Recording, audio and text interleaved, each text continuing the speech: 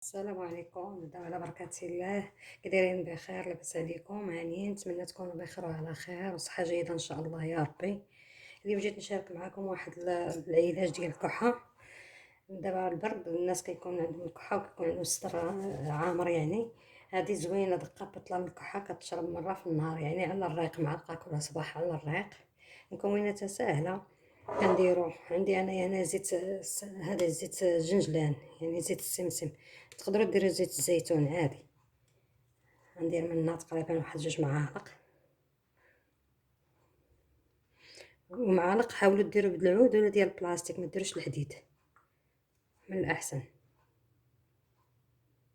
هما 2 معالق ديال الزيت. غندير كذلك العسل.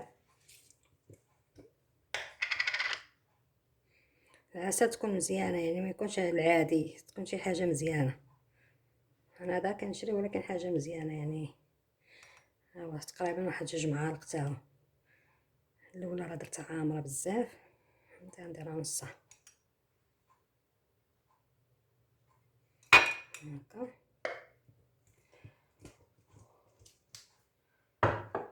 وناخذ واحد نص حامضه نعصرها على هاد المكونات، على هاد هاك.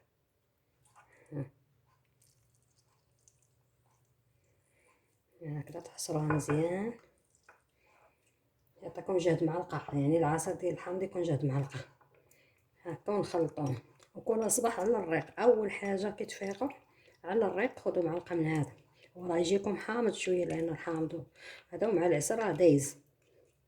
وما شاء الله كيخوي الصدر من البلغم، وفي نفس الوقت كيعالج الكحه والصدر، كيخوي من داك التراكمات اللي فيه. هاهي كنتمنى هذا الفيديو ديال اليوم ينال الاعجاب ديالكم والصحه والراحه، والله يشافي الجميع وصحه جيده ان شاء الله للجميع. ما تنساوناش من لايك واشتراك في القناه وبارطاج الفيديو، تعمل فائده. وشكرا لكم على المتابعه، فيديو قادم ان شاء الله.